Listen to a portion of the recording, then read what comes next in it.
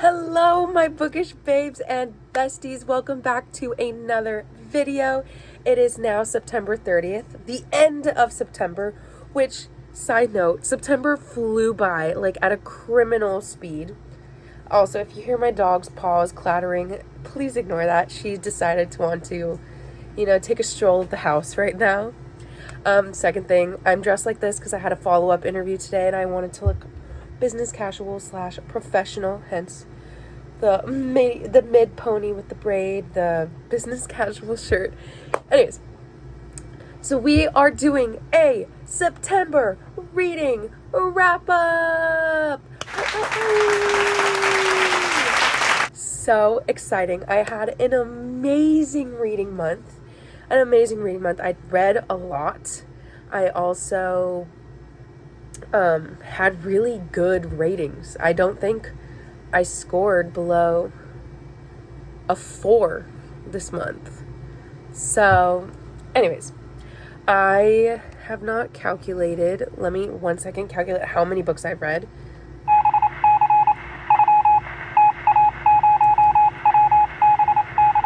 Okay.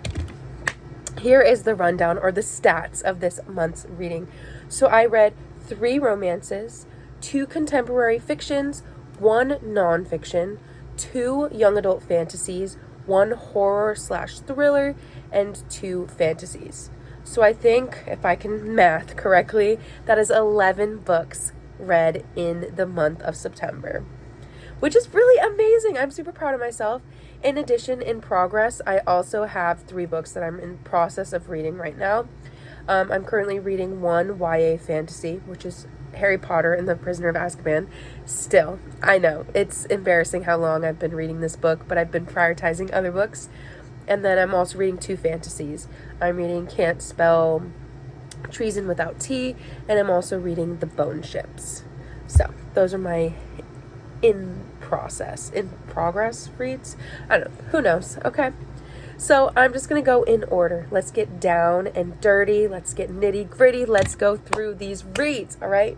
So first things first, I read Shallow River by H.D. Carlton. This one was on Kindle Unlimited. All right, this book was very good. I rated it 4.5 stars. But I do want to warn you, it is very dark. It is a dark romance because it deals with domestic violence and like domestic abuse. You know, the main girl, our main female character, she is abused in a very toxic, manipulative relationship. So please check trigger warnings, content warnings before you read this book. But I really liked this book because I felt like it was very realistic. I felt like it dealt with it in a very respectful way. I was getting frustrated at certain points because, a lot of the times the abusers can be in denial or, they are so manipulated by their abuser that they feel like they don't have anywhere else to go. And so for me, it was just very heartbreaking and very illuminating, the struggle that she was facing. Also have a love interest that, that our main female character feels safe with, as he is helping her try to get out of this bad relationship. So, I just really liked how it was very dark and really hard and difficult at times, but it also could be very sweet because the parallels of like what she has and what she could have and what she is getting and what she deserves, because she deserves to be in a safe, loving relationship. And it's just I love the dynamics between the characters. I love the storyline. It was just a very interesting read to me. All right. Next, I read a love letter.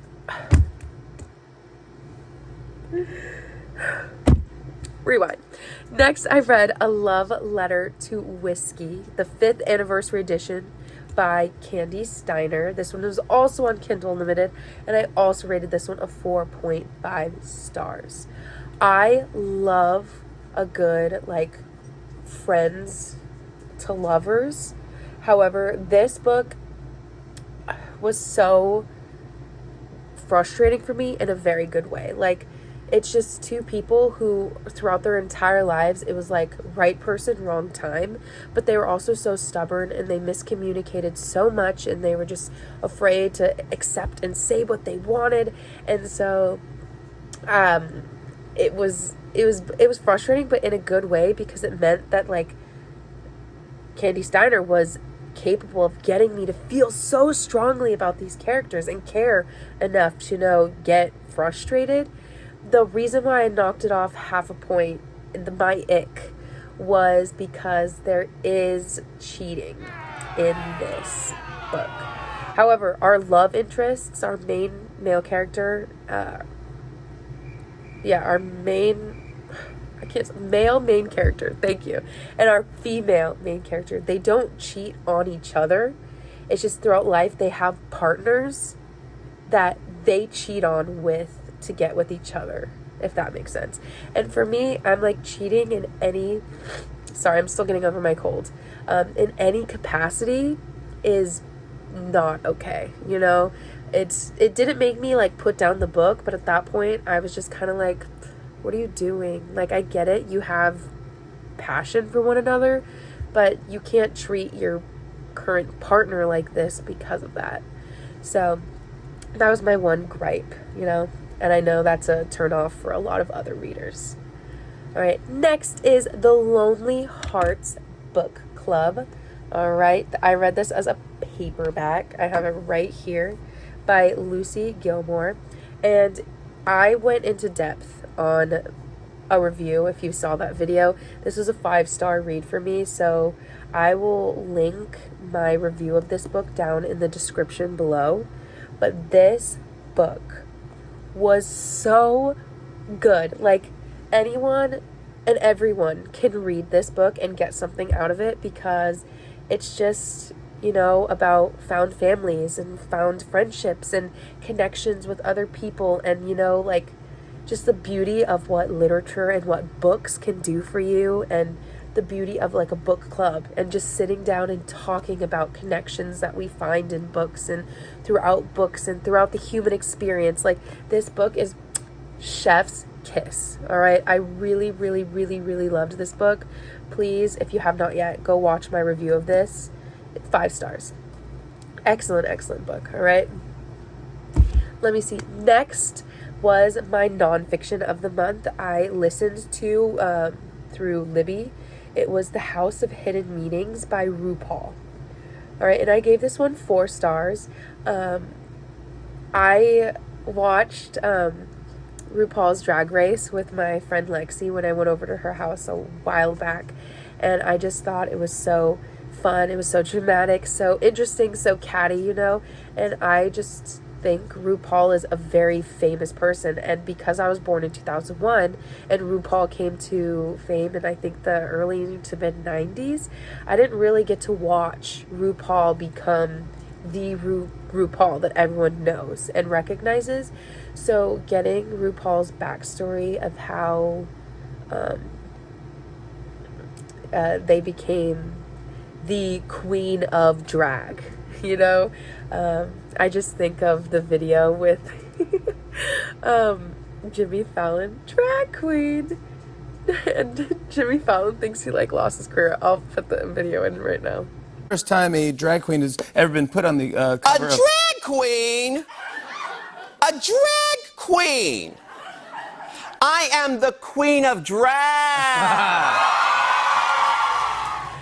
Anyways, yeah, so I love that video and I think of it. But anyways, it was really, really informative, and it was really inspiring to watch RuPaul go from having nothing into the dedication and the perseverance and the, he just kept getting back up and he kept trying and he kept doing all these different things. It was very inspiring to me, and I thought it was a very beautiful story.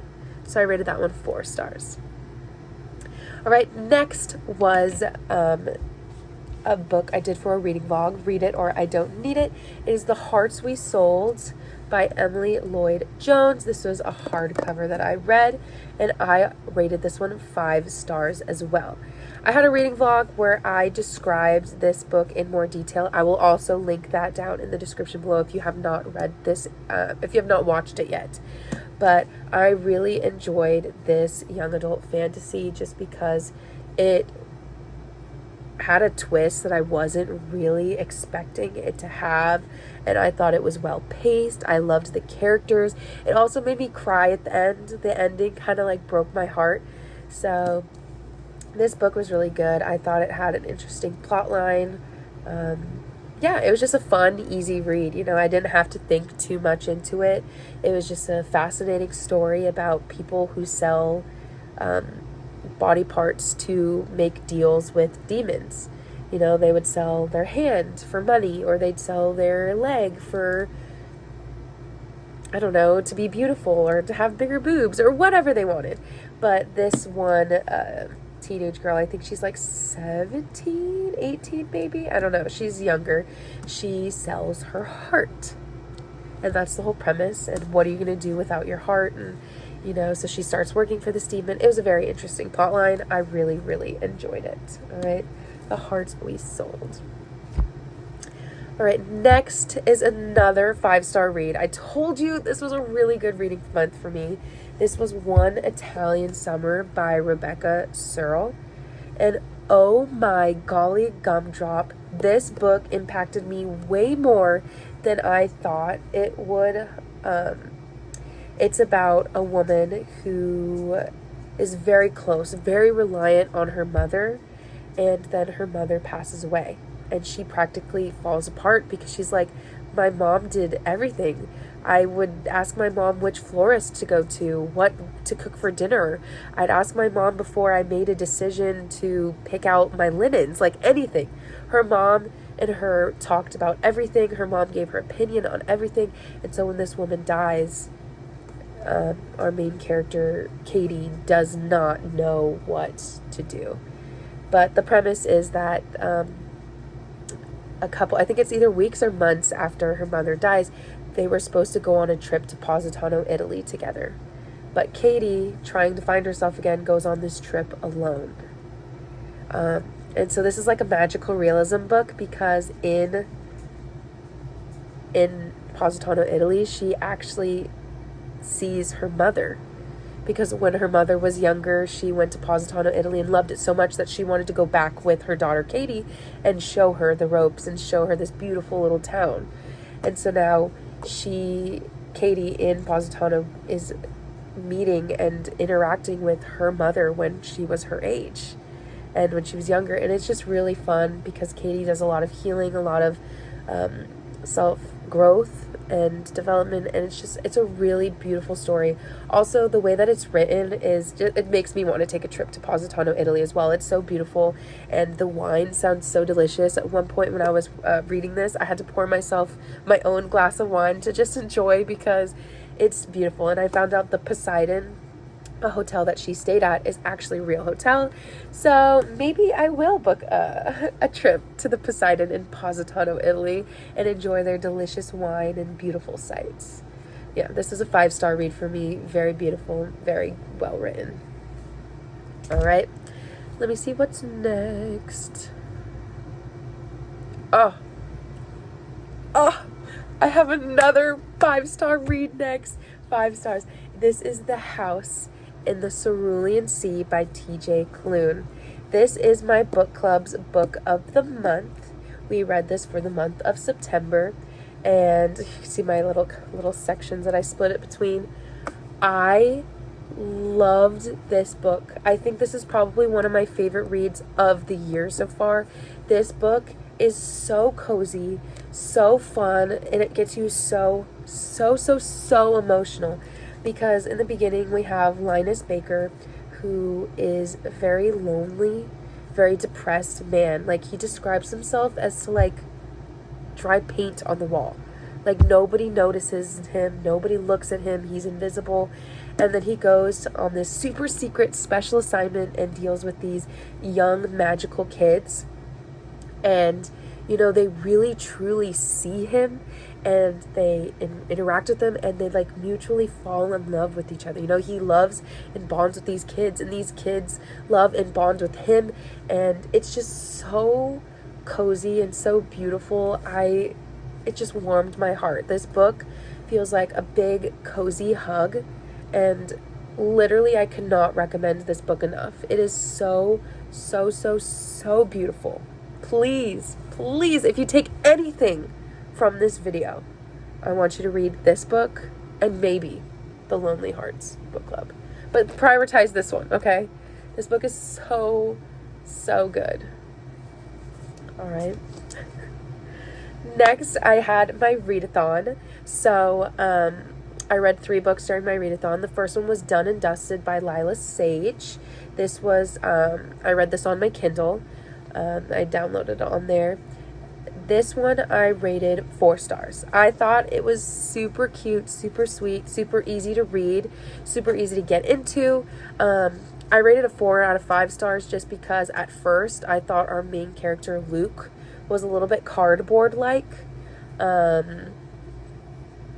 Yeah, but as the story went on, he developed a little bit more, and I got to see, like, the sweet, sappy side of him. Very, very, very good. Very sweet, very cute.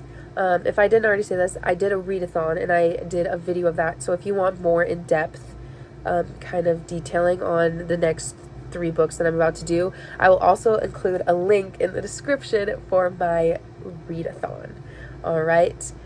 So book 2 of my readathon was The Housemaid by Frida McFadden. This one is on Kindle Unlimited.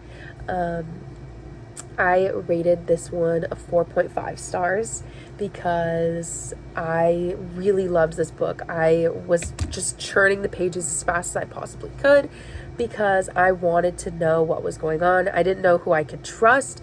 I thought I was crazy. I was getting really passionate about the characters. Like, I thought certain characters were being idiotic and certain characters were being too vague and mysterious. And I was like, what is going on? And then about, I want to say maybe a quarter to 35% of the book, I had a prediction. And I think this is why I knocked half a point off, is because normally I can never predict Frida's twists. However, this time I did predict the twist, which is not a huge deal. I wasn't like, oh, this book sucks. It was still an amazing book. I just feel like it can't be 5 stars if I am not truly, truly shocked and floored by the twist. I saw it coming a little bit, I sniffed it out, but it's still super, super easy to read, super fun and amazing. I loved it. It's also on Kindle Unlimited, so if you have not read it yet, I highly recommend it. It's hyped for a reason. I think it's also good for a lot of like beginner readers who are like just getting into reading or just getting into like the thriller genre. I think that one's very, very easily bingeable. So next, my last book of my readathon was Spookily Yours by Jennifer Chipman. This one's also on Kindle Unlimited, and I rated this one 4 stars because I thought it was very cozy, very cutesy, very sweet. It got me into the fall vibes. This book is about a witch who adopts a cat, and then we find out that cat is actually a demon who's been cursed by another witch to stay in a cat form. And so now this demon cat and this witch work together to uncatify him, and throughout the process they fall in love. So it's just a cutesy fall romance. It's so cozy, the atmosphere that this town depicts, and just you close your eyes and can imagine it. And it's almost like Stars Hollow, but witchy and with a little bit of spice, because this book was spicier than I thought it was gonna be. Like, plug your ears if you don't want to hear this, but like, they get it on. So spicier than I thought it was going to be, but it was still very good, very cutesy. I had a fun time reading it. It was a little bit insta-lovey and a little cheesy, but sometimes you just need that. Sometimes you just need like the Hallmark version of a book. It was just like, you read it, you felt good, you feel like you're in the fall spirit. I felt like I wanted to go grab a cozy blanket and drink a pumpkin spice latte with a pumpkin candle burning. Like, I just wanted to experience the New England fall weather with the falling leaves and the oranges and the browns and the reds. I live in California, so I don't get the fall feeling, but I can close my eyes and imagine with this book. And last but not least, for my September September reads is Under the Whispering Door by TJ Klune. This was an audiobook I listened to via Libby. Sorry, I couldn't think of the word. And I rated this one 5 stars as well. Oh my goodness, this one snuck up on me. At first, I thought that it was not my thing. Hold on, I'm gonna blow my nose really quick. I'm so sorry. Give me 1 second. All right, I'm so sorry. Okay, so at first it was very like slow for me to get into it. I was kind of like, I'm not really vibing with the characters. I don't know them very well. I was pretty cold to them at first, but it was also very like static in one setting, because, you know, as the back of the book says, Wallace Price is a horrible human being, and then, like, I think at the end of the first chapter or at the end of the prologue or something, he dies. And so now this is his life after death. You know, he has things that he needs to process, things he needs to go through, and so his crossover point is Charon's Crossing, which is where he meets one of our other main characters, Hugo, who is going to help him process his emotions before he can move on to the beyond, or what's next after death. You know, he has to go through that door. But he is not allowed to leave Charon's Crossing, so the whole story takes place within one tea shop, and so the setting doesn't really switch up. However, the characters and the dynamic aspect of each and every single one of them is so beautiful. This book really had me pondering and processing, like, when it comes to death, because you can have every single material thing that you want. You can have the high paying job, you can have the expensive shoes, you can have the nice car, you can have expensive haircuts, anything you want. But when it comes to death, all of that goes away. There's nothing, none of that carries on into death with you, and the thing you leave behind, your footprint. You know, so it really gets you thinking about your interactions with people. What do people think of you? What do you think of people? Like, you know, the relationships you build, the bonds you build with people. How are they going to remember you? Are they going to remember you as an asshole? Or are they going to remember you as someone who's compassionate and caring? Are you helpful? Or do you only help when you think you're getting something in return? Like, just things that, like, what kind of person are you? I was just really deep in thought, because I was like, holy crap, if I died tomorrow, what would I leave behind? You know, would I have people who are like, I hope not, I pray to God I don't, but like people who are relieved, like, oh, thank goodness she was horrible to interact with? Or will I have people who are like, she was a wonderful person and I'm going to miss her? And so it's just a lot of growth that happens. Plus, there is a ghost dog named Apollo, and he had me giggling and squealing. You also, like, meet these really dynamic characters, and then you learn their backstories, and you get to feel connected with them throughout the book.